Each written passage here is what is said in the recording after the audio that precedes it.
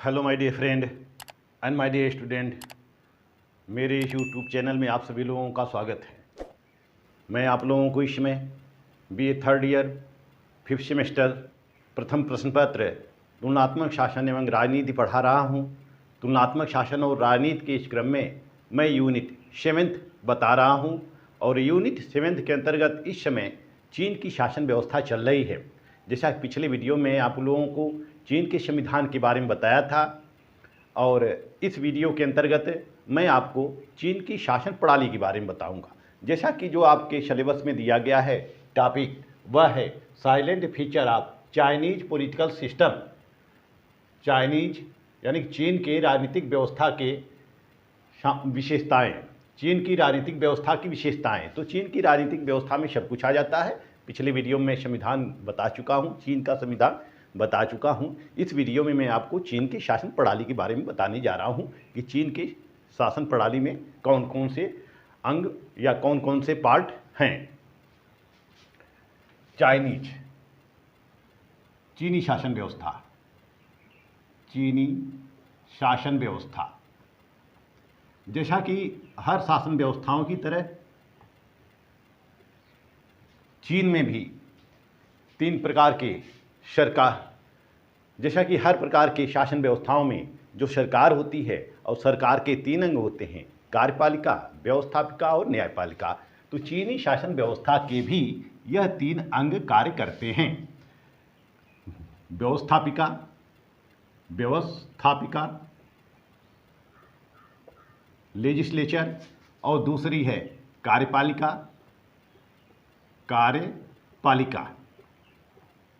और तीसरी है न्यायपालिका।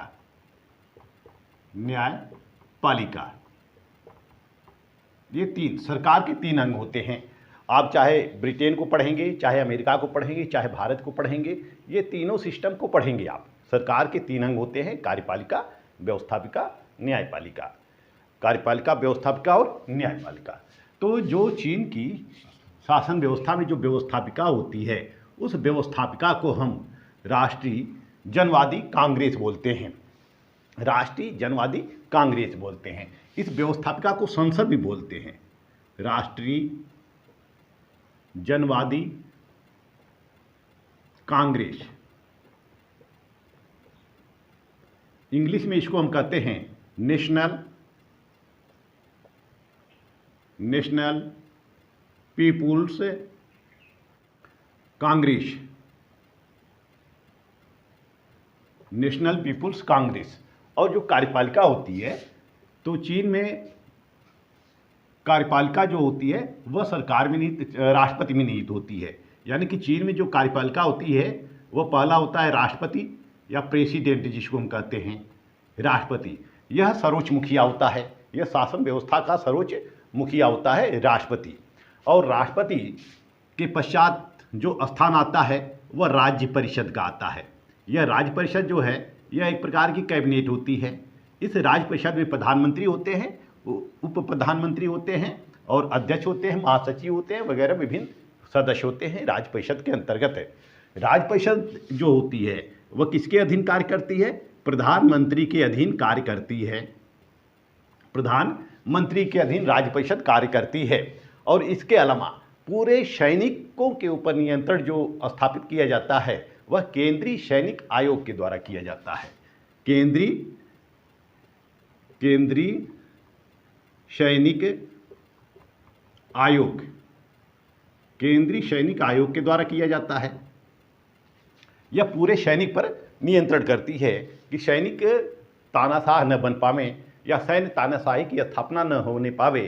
तो सैन्य तानाशाही के स्थापना से बचने के लिए चीन में एक केंद्रीय सैनिक आयोग का गठन किया गया है और समस्त सैनिक शक्तियां जो होती हैं इसी में निहित होती हैं। और यह जो होता है राष्ट्रपति के निर्देशन में कार्य करता रहता है या राज्य परिषद के अधीन यह कार्य करता रहता है।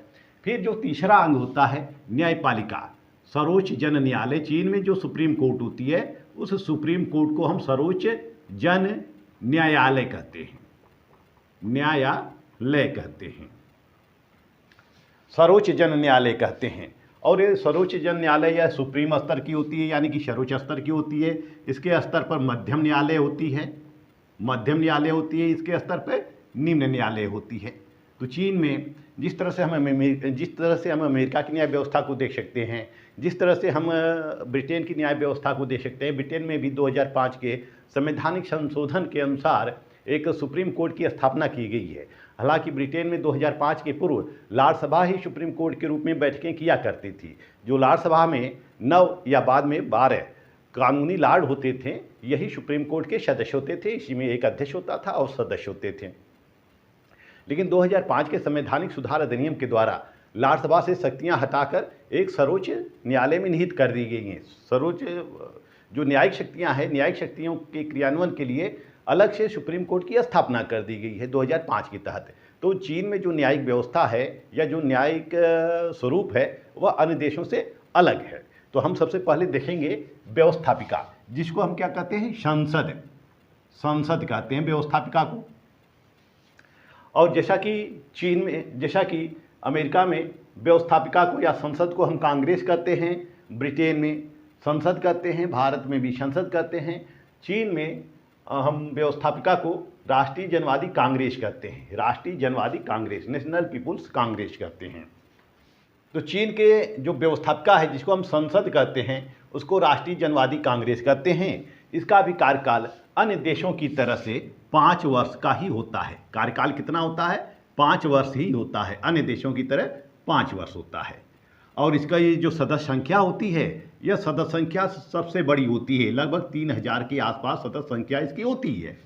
विश्व की सबसे बड़ी कांग्रेस यदि है तो वह चीन की संसद है, जिसको हम नेशनल पीपुल्स कांग्रेस कहते हैं, नेशनल पीपुल्स कांग्रेस कहते हैं। तो चीन की संसद विश्व की सबसे बड़ी संसद है। इसकी सदस्य संख्या जो होती है वह 3000 के आसपास होती है। जब इसकी स्थापना की गई थी, यानी कि पहली कांग्रेस की जो स्थापना की गई थी 1954 में इसकी सदस्य संख्या जो थी वह 1954 में इसकी सदस्य संख्या जो थी वह 1226 थी, 1226 थी।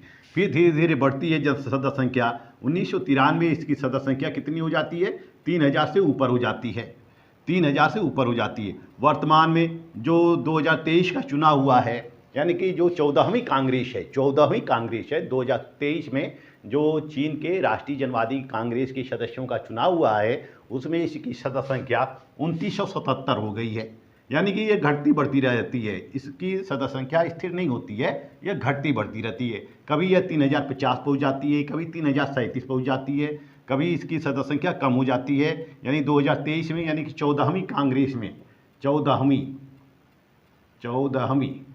14th कांग्रेस में इसकी सदस्य संख्या कितनी है? 2977 होती है, हो गई है, 2977 हो गई है। जिस तरह से भारत में हम देखते हैं कि संसद के सदस्यों का चुनाव कराने के लिए भारत निर्वाचन आयोग होता है। भारत निर्वाचन आयोग के द्वारा ही लोकसभा के सदस्यों का चुनाव कराया जाता है और राज्य के विधानसभा का चुनाव कराया जाता है। लेकिन चीन में जो होती है वह एक अस्थायी समिति होती है, संसद की एक अस्थायी समिति होती है। इसी अस्थायी समिति के द्वारा चीन में संसद का निर्वाचन किया जाता है। अस्थायी समिति एक अस्थायी समिति होती है, यह चुनाव आयोग की तरह से होती है, चुनाव निर्वाचन आयोग की तरह से होती है, निर्वाचन आयोग की तरह से होती है या चुनाव आयोग की तरह से होती है। और यह अस्थायी समिति संसद के सदस्यों का निर्वाचन कराती है। राष्ट्रीय जनवादी कांग्रेस के सदस्यों का निर्वाचन कराती है, कितना? 3000, यानी वर्तमान में कितने हैं? 2977 है। इन सदस्यों का निर्वाचन कराने का जिम्मेदारी जो होती है वह किसकी होती है? अस्थायी समिति की होती है, अस्थायी समिति की होती है। वैसे तो संसद का कार्यकाल जो होता है 5 वर्ष होता है, लेकिन असाधारण परिस्थितियों में इसका कार्यकाल बढ़ाया जा सकता है। जिस तरह से भारत में हम देख सकते हैं कि भारत में भी संसद का कार्यकाल 5 वर्ष होता है, लेकिन असाधारण परिस्थितियों में इसका कार्यकाल बढ़ाया जा सकता है। तो वैसे चीन में संसद का कार्यकाल 5 वर्ष होता है, असाधारण परिस्थितियों में इसका कार्यकाल बढ़ाया जा सकता है। इसका जो है संसद का कार्यकाल समाप्त होने के पूर्व ही निर्वाचन करा लिया जाता है, यानी कि 5 वर्ष का कार्यकाल पूरा नहीं होता है, यानी पूरा होने वाला होता है तभी उसके पूर्व ही निर्वाचन अस्थायी समिति के द्वारा करा लिया जाता है। इसका जो निर्वाचन होता है, संसद का जो निर्वाचन होता है, हमारी तरह से प्रत्यक्ष रूप से जनता के द्वारा नहीं होता है, बल्कि जनता के द्वारा चुने गए प्रतिनिधि होते हैं। वही प्रतिनिधि संसद के सदस्यों का निर्वाचन कराते हैं, जनवादी कांग्रेस के सदस्यों का निर्वाचन करते हैं। पूरा जो चीन होता है, उस चीन में जितने काउंटी होते हैं, जितने स्वशासित प्रदेश होते हैं, केंद्र शासित प्रदेश होते हैं, और सेनाओं के द्वारा अल्पसंख्यक जातियों के द्वारा इनका प्रतिनिधित्व सुनिश्चित किया जाता है। यानी कि इनका निर्वाचन जो होता है विभिन्न स्तर से होता है, अनुपातिक आधार पर विभिन्न स्तर से होता है, विभिन्न वर्गों से होता है। तो राष्ट्रीय जनवादी कांग्रेस का निर्वाचन जनता के द्वारा न होकर जनता के द्वारा निर्वाचित किए गए प्रतिनिधियों के द्वारा किया जाता है। ये प्रतिनिधि डिप्ट्यूज कहलाते हैं। इन प्रतिनिधियों को हम क्या कहते हैं? डिप्ट्यूज।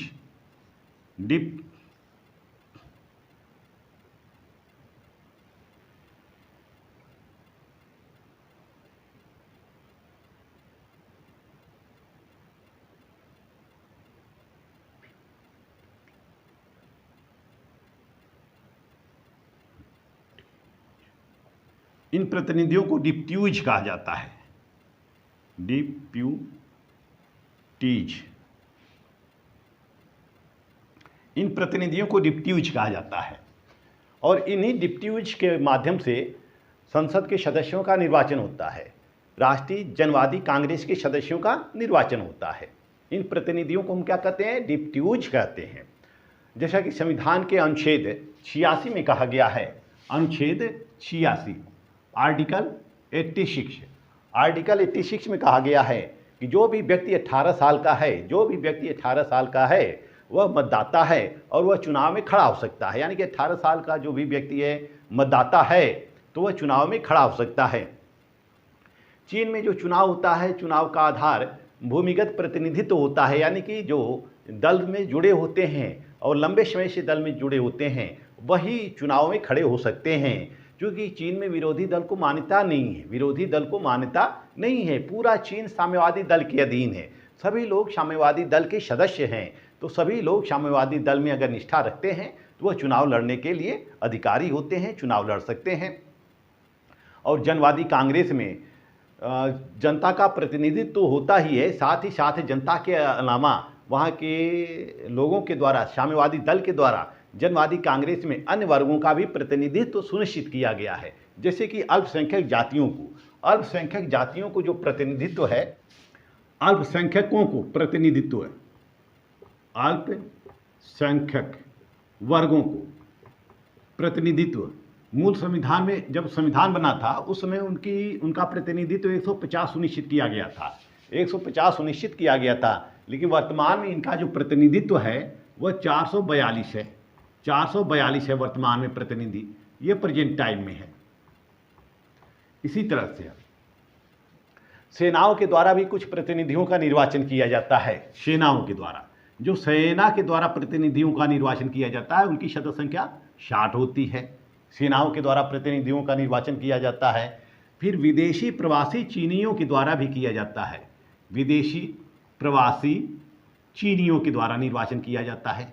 इनकी सदस्य संख्या जो होती है वह 30 होती है। इसके अलावा महिलाओं का भी प्रतिनिधित्व सुनिश्चित किया गया है। महिलाओं का भी प्रतिनिधित्व चीन में सुनिश्चित किया गया है। इनका प्रतिनिधित्व वर्तमान में 790 है। तो इस तरह से इतने लोगों को विभिन्न वर्गों के द्वारा प्रतिनिधित्व राष्ट्रीय जनवादी कांग्रेस में सुनिश्चित किया जाता है। वैसे चीन में कुल 33 प्रशासनिक निकाय हैं, 33 प्रशासनिक निकाय हैं, यानी कि 33 प्रशासनिक क्षेत्र हैं, जिनमें 23 प्रांत हैं और 6 स्वायत्त प्रांत हैं तथा 4 जो हैं वह नगर पालिकाएं हैं।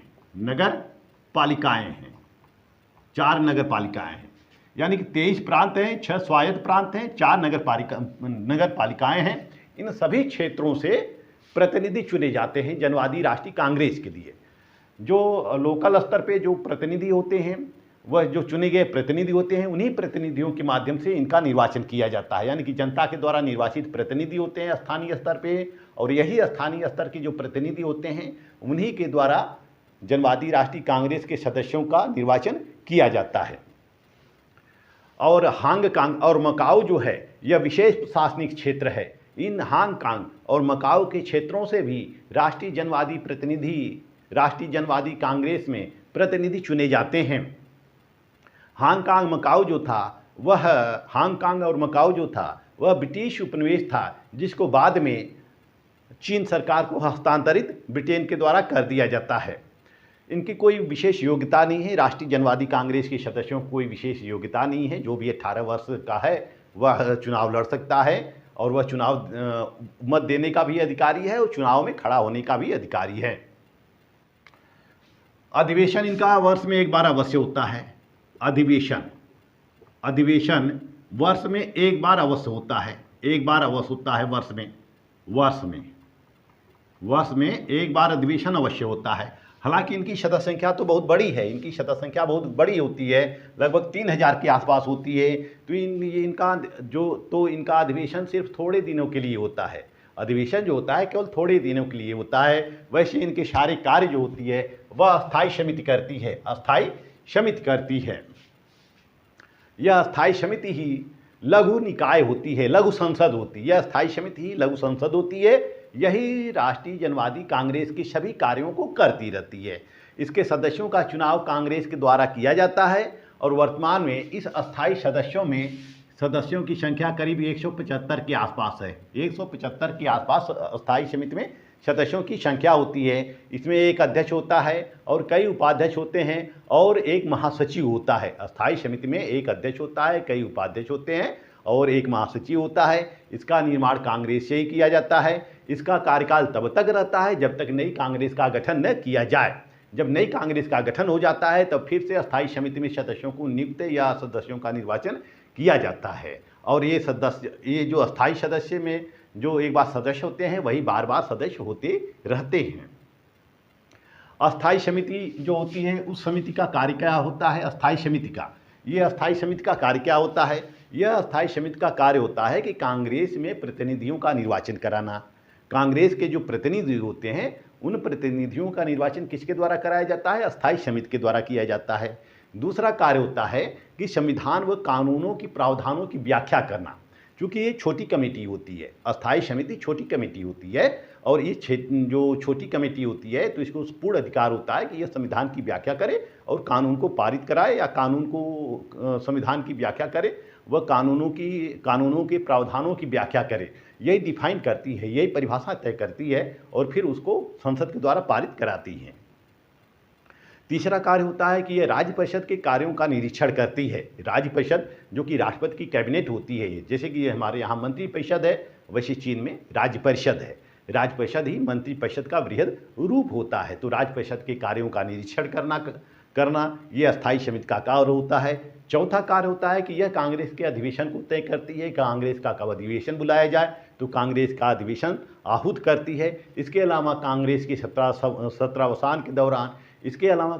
सत्रावसान के दौरान यह युद्ध संबंधी निर्णय करती है और सैनिक कानून को लागू करती है। यानी कि युद्ध संबंधी निर्णय करती है, सैनिक कानून को लागू करती है, यह बजट को स्वीकृत करती है और यही न्यायाधीशों की नियुक्ति करती है, न्यायाधीशों की पदच्युत करती है और गैर संवैधानिक निर्णयों को यह भी रद्द कर सकती है। अस्थायी समिति रद्द कर सकती है।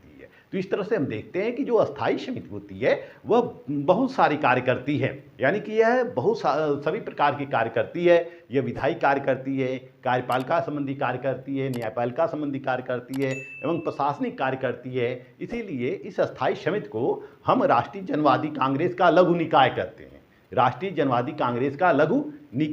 हैं। यानी कि सारी शक्तियाँ किसमें समाहित हो गई हैं? अस्थायी समिति में समाहित हो गई हैं। आइए इसके कार्यों को देखते हैं, व्यवस्थापिका या संसद के कार्यों को देखते हैं। संसद के कार्य कौन कौन से संसद के कार्य हैं या राष्ट्रीय जनवादी कांग्रेस के कार्य कौन कौन से हैं। जैसा कि आपने ब्रिटेन को पढ़ चुका है, ब्रिटिश संसद के कौन कौन से कार्य हैं आप लोगों के दिमाग में वो चल रहा होगा। इसी तरह से अमेरिकी संसद या अमेरिकी कांग्रेस के कौन कौन से कार्य हैं। जैसा कि संसद के दो ही कार्य प्रमुख होते हैं, एक विधि बनाना, विधियों को पारित करना और दूसरा होता है बजट पारित करना। यही यानी कि संसद का मूल कार्य क्या होता है? विधि बनाना ही होता है, बजट को पारित करना ही होता है। तो हर देशों की तरह से चीन की भी संसद यही कार्य करती है, राष्ट्रीय जनवादी भी यही कार्य करती है। यह संविधान में संशोधन का कार्य करती है और संविधान के क्रियान्वयन को देखती है, क्रियान्वयन कराती है। यानी कि संविधान में जब कोई संशोधन होना होता है तो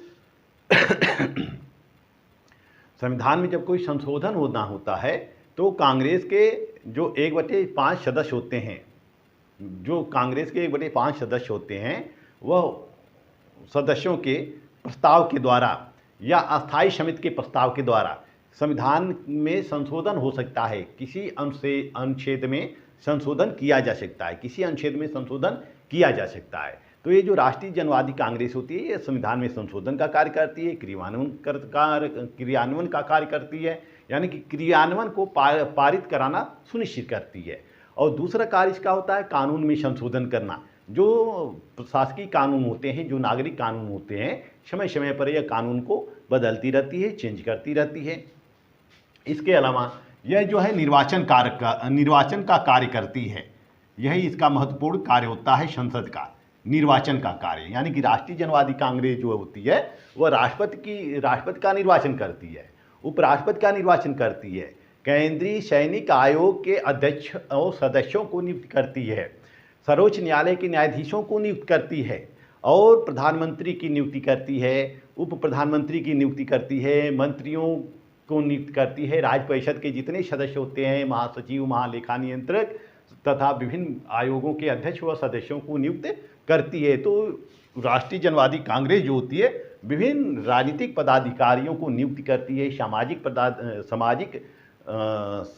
राजनीतिक पदाधिकारियों की नियुक्त करती है और प्रशासनिक पदाधिकारियों की नियुक्त करती है, न्यायिक पदाधिकारियों की नियुक्त करती है। तो इस तरह से राष्ट्रीय जनवादी कांग्रेस जो होती है विभिन्न प्रशासनिक, न्यायिक और राजनीतिक अधिकारियों की नियुक्ति करती है, निर्वाचन करती है। इसके अलावा जो प्रशासकीय जो यह राष्ट्रीय जनवादी कांग्रेस होती है, ये बजट बनाती है, बजट को पारित कराती है। जो अस्थायी समिति जो होती है बजट का अनुमोदन कराता है और कांग्रेस के द्वारा बजट पारित किया जाता है। युद्ध और शांति संबंधी निर्णय भी, युद्ध तथा शांति संबंधी मामलों पर निर्णय भी राष्ट्रीय जनवादी कांग्रेस के द्वारा किया जाता है।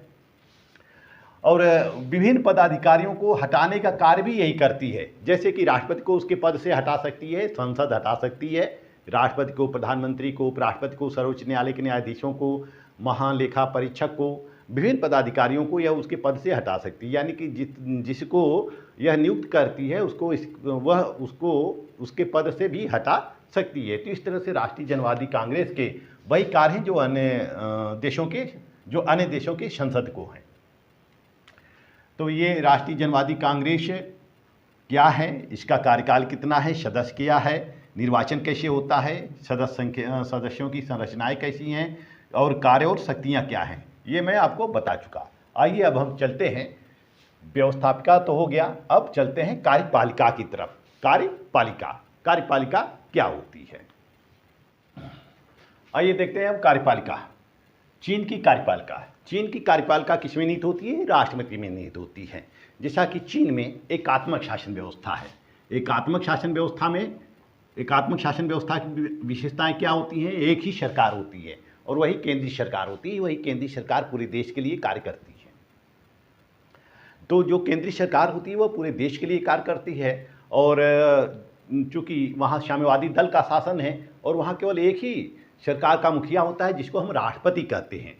वहाँ प्रधानमंत्री तो होते हैं, मंत्री तो होते हैं, लेकिन ये राज्य परिषद के सदस्य के रूप में होते हैं, इनको बहुत शक्तियाँ नहीं मिली होती हैं। राष्ट्रपति होता है, उपराष्ट्रपति होता है। राष्ट्रपति जब नहीं रहता है उसके कार्यों का निर्वहन उपराष्ट्रपति के द्वारा किया जाता है। तो जो राष्ट्रपति होता है उस राष्ट्रपति हम किसे नियुक्त करते हैं, राष्ट्रपति की चीन के वासी राष्ट्रपति किसे नियुक्त किया जाता है, चीन में राष्ट्रपति कौन हो सकता है, उसकी योग्यताएं क्या हैं। तो राष्ट्रपति की योग्यताएं जो होती हैं, चीनी राष्ट्रपति की योग्यताएं, उसकी उम्र कितनी होनी चाहिए, पहले तो 45 वर्ष होनी चाहिए, 45 वर्ष उसकी उम्र होनी चाहिए। वोट देने का अधिकार उसको प्राप्त हो, यानी कि मताधिकार प्राप्त हो, और वह साम्यवादी दल का प्रसिद्ध लीडर हो और चीन का नागरिक हो, साथ ही साथ चीन का नागरिक हो, वह साम्यवादी दल का प्रसिद्ध लीडर हो। सबसे महत्वपूर्ण विशेषता जो होती है या महत्वपूर्ण योग्यता होती है वह होती है साम्यवादी दल का लीडर हो, वह लीडर हो, नेता हो। कोई आम आदमी राष्ट्रपति के पद पर नियुक्ति नहीं प्राप्त कर सकता है, उसको कठोर परिश्रम के द्वारा वह कठोर परिश्रम के द्वारा वह साम्यवादी दल के केंद्रीय कार्यकारिणी समिति में पहुंचा हो या साम्यवादी दल का शीर्ष नेता हो, ऐसे ही व्यक्ति को वहां पर राष्ट्रपति नियुक्त किया जा सकता है। सन 1982 के संविधान के अनुच्छेद 79 के अनुसार, सन 79 के अनुसार 1982 का संविधान, ये जो मैं पढ़ा रहा हूँ आपको 1982 के संविधान के अकॉर्डिंग ही सब बता रहा हूँ। उसमें 79 में ये कहा गया है कि गणराज्य के अध्यक्ष का निर्वाचन राष्ट्रीय जन कांग्रेस के द्वारा 5 वर्ष के लिए किया जाएगा। यानी कि गणराज्य के अध्यक्ष का निर्वाचन राष्ट्रीय जन कांग्रेस के द्वारा 5 वर्ष के लिए किया जाएगा। तो इस तरह से जैसे कि राष्ट्रीय जनवादी कांग्रेस का कार्यकाल 5 वर्ष है, तो राष्ट्रपति का भी कार्यकाल कितना है? 5 वर्ष है। इसका भी कार्यकाल कितना है? 5 वर्ष होता है। 5 वर्ष के पश्चात फिर से उसका पुनर्निर्वाचन भी किया जा सकता है या किसी दूसरे व्यक्ति को भी राष्ट्रपति नियुक्त किया जा सकता है। तो राष्ट्रपति चुने जाने की प्रक्रिया क्या होती है? सबसे पहले जो पार्टी होता है, पार्टी के महासचिव का निर्वाचन होता है। पार्टी का महासचिव, जिस तरह से हमारे यहाँ होता है ना पार्टी का महासचिव, उसी तरह से चीन में भी सबसे पहले पार्टी के महासचिव का चुनाव होता है और महासचिव जो होता है वही राष्ट्रपति होता है। यानी पार्टी का जो महासचिव होता है उसी को राष्ट्रपति के पद पर नियुक्त किया जाता है। यह महासचिव ही राष्ट्रपति होता है। तो साम्यवादी दल के जो वरिष्ठ लीडर होते हैं, जो शीर्ष लीडर होते हैं, उन लीडरों के द्वारा सबसे पहले महासचिव का निर्वाचन कराया जाता है। महासचिव का निर्वाचन कैसे कराया जाता है? जैसे कम्युनिस्ट पार्टी ऑफ चाइना जो होती है वह देश भर में विभिन्न प्रतिनिधियों को नियुक्त करती है। यानी कि करीब सीपीसी देश भर से लगभग 2300 प्रतिनिधियों को नियुक्त करती है। पूरे देश भर से वह 2300 प्रतिनिधियों की नियुक्ति करती है। पूरे चीन से 2300 प्रतिनिधियों की नियुक्ति करती है। 2300 प्रतिनिधि होते हैं पूरे देश से, 2300 प्रतिनिधि होते हैं। यह जो 2300 प्रतिनिधि होते हैं यह 200 सदस्यों की सेंट्रल कमेटी का चुनाव करती है। सेंट्रल कमेटी का चुनाव करती है जिसमें 200 सदस्य होते हैं। ये जो 200 सदस्य होते हैं यह फिर किसका? पोलित ब्यूरो का चुनाव करती है। पोलित ब्यूरो का चुनाव करती है। पोलित ब्यूरो का चुनाव करती है। और यह पोलित ब्यूरो जो होती है एक अस्थाई समिति का चुनाव करती है। अस्थाई समिति का चुनाव करती है। यह सब साम्यवादी दल के सदस्य होते हैं। यह सब साम्यवादी दल के ही सदस्य होते हैं। यानी कि एक पोलित ब्यूरो होता है। सबसे महत्वपूर्ण संस्था यही होती है, पोलित ब्यूरो होती है। पार्टी की पोलित ब्यूरो होती है, यही नीतियाँ तय करती है, यही दिशा तय करती है पार्टी की, यही सरकार की दिशा तय करती है। तो पोलित ब्यूरो फिर अस्थाई समिति का चुनाव करती है, जो अस्थाई समिति के द्वारा संसद का चुनाव कराया जाता है। और ये पोलित ब्यूरो और अस्थाई समिति यही महत्वपूर्ण नीतिगत निर्णय लेती है। यह नीतिगत निर्णय लेती है और यही पार्टी के समस्त निर्णय लेती है। और जो ये सेंट्रल कमेटी है यही महासचिव का चुनाव करती है। महासचिव का चुनाव करती है सेंट्रल कमेटी, और जो महासचिव चुना जाता है उसी को फिर राष्ट्रपति चुन लिया जाता है। जैसा कि शी जिनपिंग इसमें तीसरी बार राष्ट्रपति बने हैं। चीन का राष्ट्रपति कौन है? शी जिनपिंग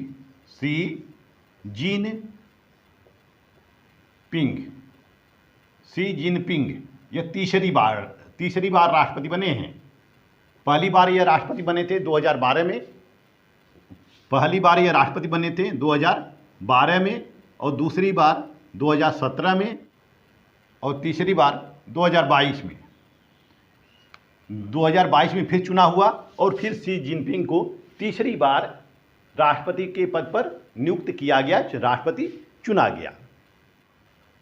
तो जिस तरह से चीन के संविधान में अनुच्छेद 79 में एक राष्ट्रपति की व्यवस्था की गई है, इसी तरह से अनुच्छेद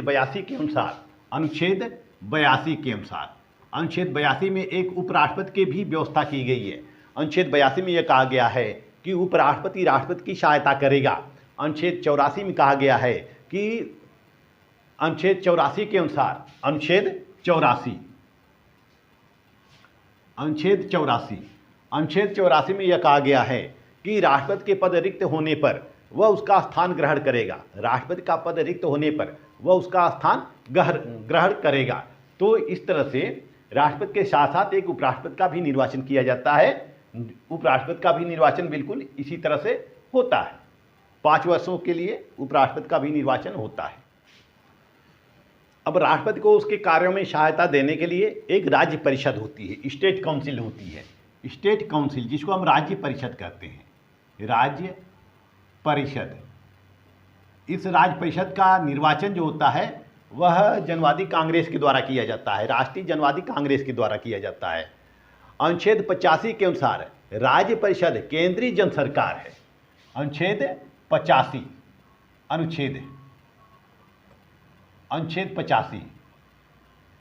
85 के अनुसार राज्य परिषद केंद्रीय जन सरकार है। यह अस्थायी समिति और राष्ट्रीय जनवादी कांग्रेस के प्रति उत्तरदायी होता है। यह जो राज्य परिषद होती है यह किसके प्रति उत्तरदायी होती है? अस्थायी समिति और कांग्रेस के प्रति, जनवादी कांग्रेस के प्रति उत्तरदायी होता है, के प्रति उत्तरदायी होती है राज्य परिषद। क्योंकि राज्य परिषद का निर्वाचन इसी से, राज्य परिषद में जो सदस्य होते हैं उन सदस्यों की नियुक्ति किसके द्वारा की जाती है? अस्थायी समिति के सदस्यों के द्वारा की जाती है या फिर कांग्रेस के सदस्यों के द्वारा की जाती है। इन्हीं कांग्रेस और अस्थायी समिति के द्वारा ही राज्य परिषद के सदस्यों की नियुक्ति की जाती है। सामान्य भाषा में हम राज्य परिषद को चीन का मंत्रिमंडल कह सकते हैं।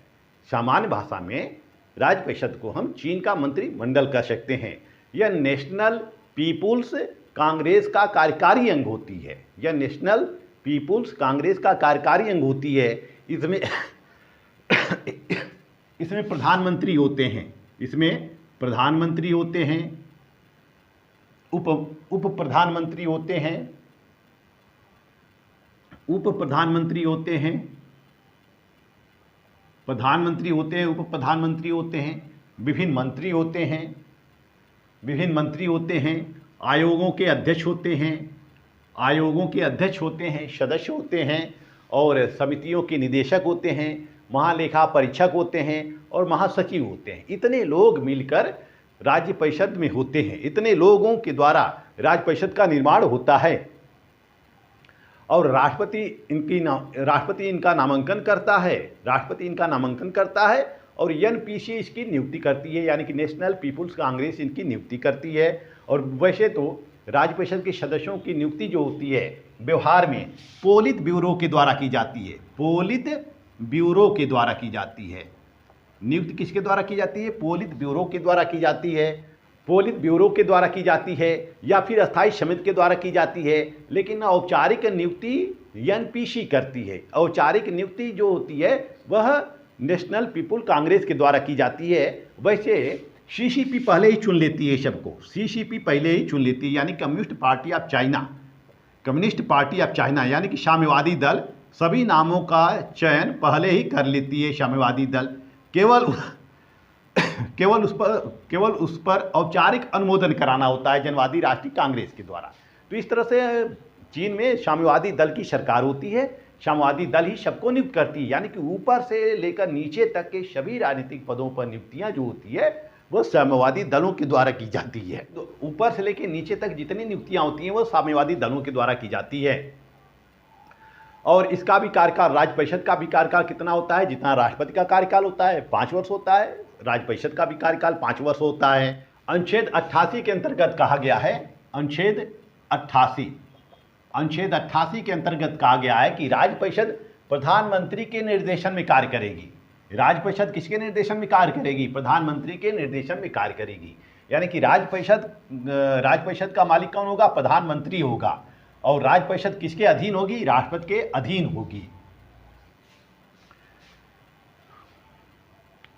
तो इस तरह से हम देखते हैं कि चीन में एक दलीय शासन प्रणाली है, केवल साम्यवादी दल की सरकार होती है। तो साम्यवादी दल के जो पोलित ब्यूरो के सदस्य होते हैं, जो अस्थायी समिति के सदस्य होते हैं, यही राष्ट्रपति को तय करते हैं, राज्य परिषद के सदस्यों को तय करते हैं। यही तय करते हैं कि कौन प्रधानमंत्री रहेगा, उपमंत्री रहेगा, उप प्रधानमंत्री रहेगा। तो जो पार्टी के जो शीर्ष सदस्य होते हैं वही पोलित ब्यूरो में होते हैं और पोलित ब्यूरो के द्वारा विभिन्न लोगों की नियुक्ति की जाती है। तो सभी प्रकार के जो निर्णय होते हैं, पार्टी के सभी प्रकार के निर्णय, प्रशासनिक निर्णय, यह साम्यवादी दल की पोलित ब्यूरो ही की जाती है। यानी कि पोलित ब्यूरो क्या है? यह चीनी कम्युनिस्ट पार्टी की एक केंद्रीय समिति है। पोलित ब्यूरो जो है यह चीन के कम्युनिस्ट पार्टी यानी साम्यवादी दल की एक केंद्रीय समिति होती है, और यह केंद्रीय समिति एक निर्णय लेने वाली निकाय होती है, निर्णय लेने वाली एक समिति होती है। यह महत्वपूर्ण निर्णयों को, जितने भी चीन में महत्वपूर्ण निर्णय होते हैं, पार्टीगत होते हैं, प्रशासनिक होते हैं, राजनीतिक होते हैं, वैदेशिक होते हैं, वह यह पोलित ब्यूरो ही करती है, यह समिति ही करती है। और पोलित ब्यूरो में जो सदस्यों की संख्या होती है वह 7 होती है। 7 ही सदस्य होते हैं पोलित ब्यूरो में। पोलित ब्यूरो में 7 ही सदस्य होते हैं। यह 7 सदस्य ही पूरे देश का मालिक होते हैं, संविधान का मालिक होते हैं, शासन का मालिक होते हैं, पार्टी का मालिक होते हैं। यही सबको नियुक्ति करते हैं।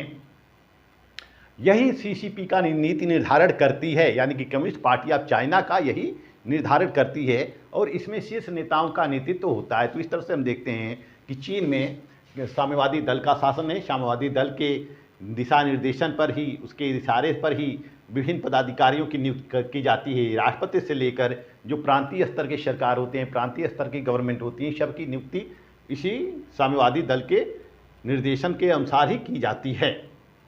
तो इस वीडियो में आप लोगों को चीनी शासन व्यवस्था के अंतर्गत राष्ट्रीय जनवादी कांग्रेस बताया, अस्थायी समिति बताया। राष्ट्रीय जनवादी कांग्रेस क्या है, अस्थायी समिति क्या है। इसके पश्चात हम आ जाते हैं कार्यपालिका पर। कार्यपालिका में मैंने आपको बताया कि राष्ट्रपति कौन होता है, निर्वाचन कैसे होता है, योग्यता कितनी क्या होती है, कार्यकाल कितना होता है, और राष्ट्रपति के अधीन कौन सी संस्था होती है। जैसे राज्य परिषद है, राज्य परिषद की नियुक्ति कैसे की जाती है, राज्य परिषद की नियुक्ति कैसे की जाती है, राज्य परिषद का रचना कैसे किया जाता है, इसका क्या अधिकार होता है।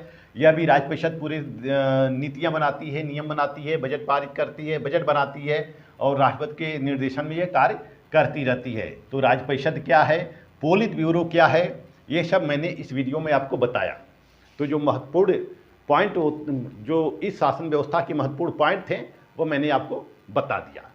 परीक्षा एग्जाम में इस प्रकार के क्वेश्चन आ सकते हैं कि राष्ट्रीय जनवादी कांग्रेस के कार्य और शक्तियों का वर्णन कीजिए, राष्ट्रीय जनवादी कांग्रेस के सदस्यों का निर्वाचन कैसे होता है, पोलित ब्यूरो क्या है, अस्थायी समिति क्या है, अस्थायी समिति के कार्य और शक्तियों का वर्णन कीजिए, जनवादी राष्ट्रीय कांग्रेस के शक्तियों का वर्णन कीजिए, राष्ट्रपति का निर्वाचन कैसे होता है, राष्ट्रपति के कार्य और शक्तियों का वर्णन कीजिए, राज्य परिषद क्या है, पोलित ब्यूरो क्या है। इन सभी से क्वेश्चन पूछे जा सकते हैं। मेरे वीडियो को आप लोग 1 बार, 2 बार, 3 बार देखिए, ताकि सारा टॉपिक क्लियर हो जाए। राज्य परिषद क्या है, अस्थायी समिति क्या है, जनवादी कांग्रेस क्या है, राष्ट्रपति क्या है। यानी कि इस वीडियो में आपको कार्यपालिका और व्यवस्थापिका के बारे में बता दिया। अब न्यायपालिका है, नेक्स्ट वीडियो में आपको न्यायपालिका की तरफ ले चलूँगा। मेरा वीडियो आपको अच्छा लगे तो मेरा वीडियो आप लोग देखते रहिए, मेरे चैनल को लाइक, सब्सक्राइब और शेयर करते रहिए। PDF लेने के लिए आप लोग मेरे Telegram channel political science by doctor Anand पर जा सकते हैं। मिलते हैं नेक्स्ट वीडियो में, तब तक के लिए धन्यवाद।